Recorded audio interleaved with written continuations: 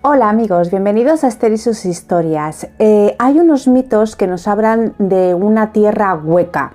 Eso nos parece bastante imposible, ¿verdad? Lo que es evidente es que hay muchísimas historias de ciudades enteras o de civilizaciones que se han desarrollado dentro de la Tierra. Vamos a hacer un pequeño seguimiento por todas estas historias y luego algún hallazgo arqueológico que de efectivamente alguna civilización que se decidió vivir allí abajo, bajo tierra. Parece interesante, ¿verdad? Pues quedaros conmigo y dejadme que os cuente.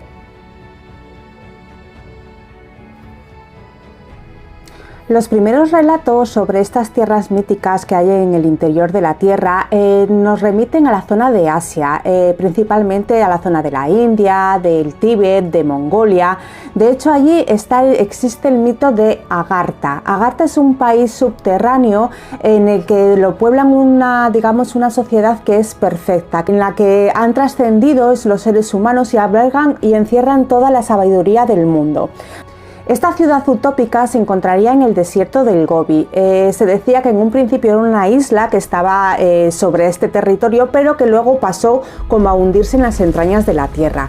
Estaría poblada por grandes ciudades. La más importante de ellas sería Shambhala, o la que luego posteriormente también se le llamará Shangri-La, que igual nos suena más, y allí moraría el llamado Rey del Mundo. Este no es un dios, es un ser como intermediario entre los humanos y los dioses. Este ser, como ha alcanzado una gran sabiduría y es protector de la tierra en todas sus facetas, lo que hace es como un mediador para orientar en momentos de crisis a la humanidad y que tome decisiones un poco más coherentes. Se supone que intercede pues por medio de ciertos personajes importantes y demás. Este mundo de Agartha está repleto de oquedades y de túneles que recorren todo el interior de la Tierra. Esto quiere decir que estaría como agujereada, como un queso gruyere, y habría varias entradas en distintos puntos de la Tierra a esta tierra mítica. Allí hay una sociedad modelo y se consideran guardianes del saber universal. Siempre se ha interpretado este sitio como un lugar místico, un lugar que se puede alcanzar por medio de esto, de la sabiduría, del conocimiento, de todo lo que es la meditación. Es algo como muy oriental. Realmente la gran fama de Agartha y Shambhala nos llega sobre el siglo XIX con una figura muy tan atrayente como polémica, que es Elena Blavatsky, una mujer de origen ruso, de alta cuna rusa, que rompe con todos los esquemas, es una gran viajera y se dedica a recorrer todas estas zonas de Asia y crea una especie de sincretismo entre las creencias orientales y las occidentales, las aúna o hace como una mezcla, y la verdad que es la primera que introduce términos como el karma, la espiritualidad, la meditación, todas estas cosas que hoy en día se nos hace tan normal o tan oído. Hasta el siglo XIX, que no llegó esta mujer con estos conocimientos, no eran muy sonados en Occidente. De hecho, no sabíamos ni lo que significaba. Entonces, la gran aportación que hizo esta mujer es traer estos términos, estos conceptos. Fundaría en Nueva York lo que llamaríamos la institución teosófica. Es como una especie de creencia o de institución en la que aseguraba que se podía llegar a Dios no por la iluminación, sino a través del conocimiento. Tuvo muchos adeptos, gente muy famosa, y trascendió mucho. Sí que luego las variantes y las cosas que contaba, escribió varios libros, y ella hablaba de que realmente Agartha existía, que era un lugar físico y que ella misma había llegado a interactuar con los seres de ahí. Es lo que esa parte tan mítica es la que la hace un poco descreída en determinados círculos. Lo que es indudable es que esta mujer fue una gran viajera y que abrió a Occidente todas estas creencias de corte oriental, y que si no nos hubiesen llegado muchísimo más tarde. Otro gran personaje que nos acerca al lugar mítico de Agartha y de Shambhala es el gran filósofo, poeta, viajero, arqueólogo, bueno, hacía de todo, Nikolai Roerich. Este era un ruso que sobre todo él se consideraba artista. Realmente su gran obra tiene unos 7000 lienzos, que ya son poco, y unas 30 obras escritas, entre prosa, poemas y demás. La verdad que fue muy prolífico y hizo un viaje junto a su mujer por todo Asia Central y entró mucho en contacto con estas ideas orientales y con este concepto de Agartha y de Shambhala. Él realmente creía que era un lugar físico y lo quería buscar, lo quería encontrar, y de hecho él aseguraba haber contactado con personas que vivían o que habitaban, esas personas que habían trascendido, esas almas grandes o mahatmas que les llamaban ellos, que han trascendido y que tienen esa gran sabiduría. Dice que en estos grandes viajes que hizo, que se encontró con ellos. Y la verdad que os animo a que veáis sus pinturas, pues porque las de esta época reflejan muy bien ese sincretismo espiritual entre Oriente y Occidente, las distintas religiones, la idea de que no hay un solo Dios y que todo es lo mismo y que se puede llegar a él a través del conocimiento.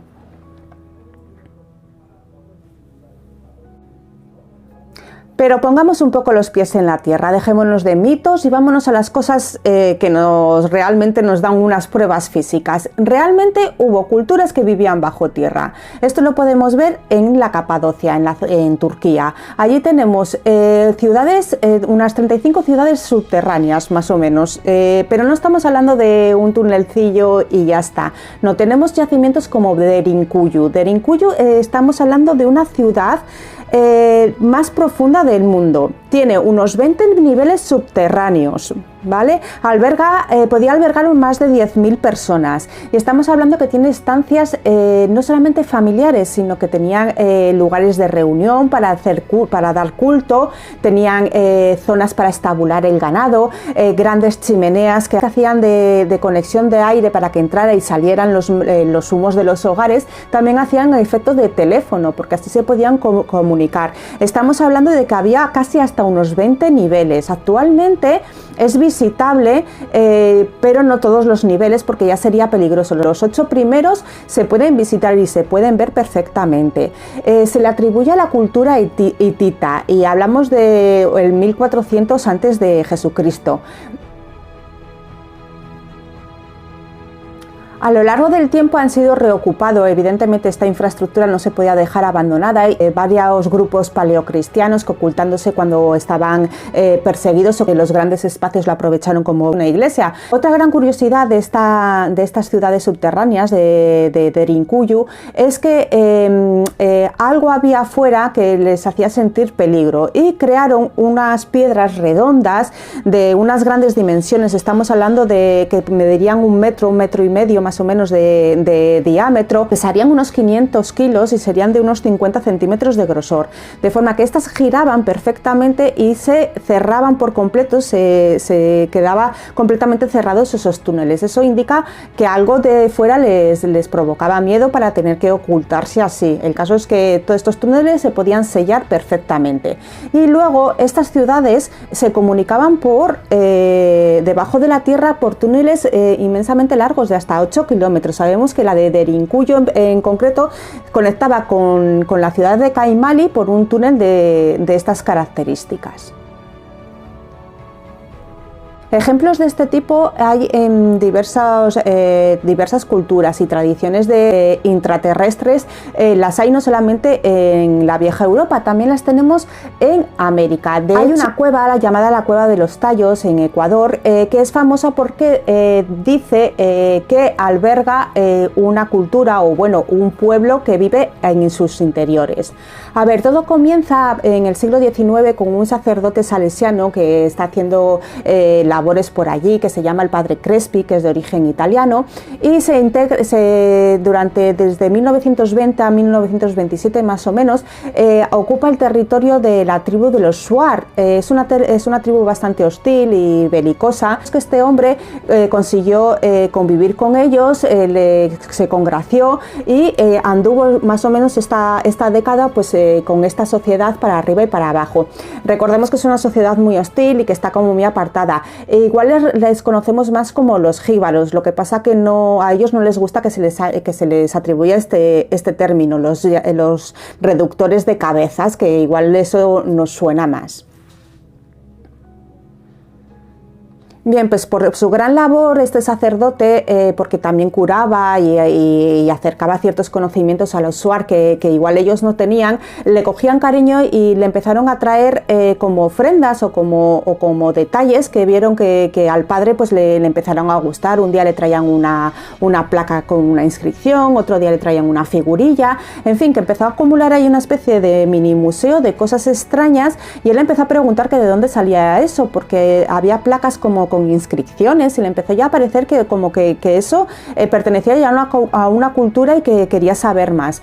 Los Shuar les hablaban que los sacaban de aquí, de la cueva de los Tallos, que allá adentro había una civilización y que todos esos objetos pertenecían a la gente que vivía ahí debajo. Por desgracia, este mini museo que hizo el padre Crespi no queda nada de él, porque los objetos fueron robados, hubo un gran incendio y lo que no quedó destruido en el incendio pues fue saqueado y robado. Lo que sí que tenemos son fotos, pero bueno, con fotos poco podemos hacer. El hecho es que la fama de la cueva de los Tallos se extendió, y ese mito de que había algo ahí debajo también corrió a diestro y siniestro. Se empezó a provocar ciertas oleadas de viajeros, de arqueólogos y de curiosos que se acercaban allí a ver. El caso es que, a ver, el acceso a esta cueva es muy complicado. Estamos hablando de un viaje duro en el que parte de ello hay que hacerlo a pie o bueno, con algún animal de carga, y son varios días por selva bastante cerrada. Tienen que indicarte bien el camino, pues porque te puedes perder fácilmente, y luego el acceso a la cueva es tremendamente complicado. Según llegas, lo primero que te encuentras es como una chimenea vertical de unos 70 metros de caída libre. A ver, que habría que bajar pues haciendo rappel, y luego es tan sumamente grande y tiene tantas galerías y entresijos que te puedes pasar días y días dentro. De hecho, se le llama Cueva de los Tallos porque los tallos son unos pájaros que viven dentro de esa cueva, lo que quiere decir es que allí dentro pues obtienen comida, obtienen luz y obtienen todo lo que necesitan. Bien, el caso es que hay ciertas expediciones que se acercaron allí, y una de las más famosas fue la liderada por Juan Murik, un argentino de origen húngaro que afirmó que estuvo allí, que bajó y que entró en contacto con esta gente. De hecho, afirmó que le llevaron a una zona donde había una biblioteca, que los libros eran metálicos, y que consiguió llevarse varias de estas placas metálicas. El caso es que esto trascendió, pero es como algo de lo que se ha hablado, pero nunca ha habido pruebas. Nadie ha visto estas placas metálicas, nadie ha encontrado esta biblioteca y no se ha vuelto a saber más del tema. Sí queda en los círculos de estos de misterio mucho que hablar, pero hay poco efectivo que agarrar. Sí que es cierto que el territorio o que la zona dio mucho juego, y que hubo una expedición ya más consolidada en 1976 liderada por el aventurero escocés Stan Hill, y que fue acompañado por Neil Armstrong. O sea, no es cualquier personaje, este hombre fue el que estuvo en la Luna. O sea, pues quiso estar en lo más alto y luego bajar al interior de la Tierra. Este fue como Julio Verne, voy a hacer todos los viajes que hizo. Le faltó el del submarino, pero fue a la Luna y al centro de la Tierra. Pues sí, Neil Armstrong participó y estuvo en esta expedición. Se hizo con gran secretismo, y lo cierto es que las malas lenguas, hay ciertas fotografías que dicen que sacaron mucho material de ahí dentro, incluso 4 cajas llenas de artefactos o de cosas que quedan ahí en el aire, que podría ser, pero de lo que nunca se ha sabido nada. Lo que sí es cierto es que actualmente sí que ha habido ya expediciones más serias, y sí que se ha encontrado un entramado de túneles, de galerías muy complejas, muy grandes, en las que sí que hay zonas en las que parece que ha habido intervención humana. A ver, la caverna es una cueva de origen natural. Lo que sí es que hay zonas que parece que tienen pues como ángulos rectos formados, que han sido modificados por el hombre. De esto a que haya una cultura allí dentro viviendo, pues todavía no hay evidencias fehacientes de ello. Sí que es muy poca la información que tenemos, pues porque es una zona muy difícil de llegar, la financiación para unas inyecciones de dinero muy grandes que no todo el mundo está dispuesto a hacer, y luego si tú bajas ahí abajo, no es para coger y en el día irte, hacerte la foto e irte, es para quedarte allí durante días, como han hecho algunas expediciones en el interior de la Tierra. O sea, hay gente que se ha pasado, pues eso, días enteros, hasta 3, 4 o 5 días debajo de la Tierra, recorriendo esos túneles y demás, y no han conseguido ni atisbar ni la punta del iceberg. ¿Que encierre algo curioso? Sí, pero bueno, de momento que se hayan encontrado una civilización oculta o unas pruebas tan contundentes como las de Turquía en Deyinkuryu, no se ha dado lugar.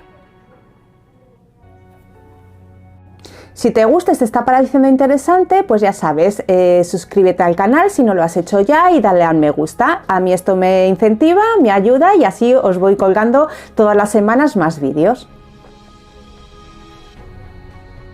Hemos hecho este repaso pues desde el mito a ciertas evidencias arqueológicas reales y palpables sobre la vida intraterrestre. Hay teorías de que la Tierra está hueca y que está llena de, pues eso, de seres y tal. Eso a mí me parece, desde mi humilde opinión, inviable totalmente. Lo que sí está claro es que hay oquedades que han sido aprovechadas y que a ver, que culturas que viven en cuevas siempre ha habido, es algo bien aceptado, pero también hay cosas sorprendentes como estas ciudades intraterrestres de Turquía, que ya no estamos hablando de una cueva, esto ya podemos hablar de una civilización intraterrestre, esto es una realidad. Ahora el resto, pues yo lo considero mito, pero me encantaría que si alguien sabe dónde está Agartha y su ciudad de Shambhala, pues oye, que me lo diga, que yo encantada de ir allí y conocer a esos maravillosos seres que viven y que tienen toda la sabiduría del mundo. Hasta entonces, pues nada, me despido, me quedo aquí y yo sigo preparando mis vídeos, pero ya sabéis, si tenéis alguna información, por favor avisadme. Te espero encantada la próxima semana con otro vídeo y con más cositas. Adiós.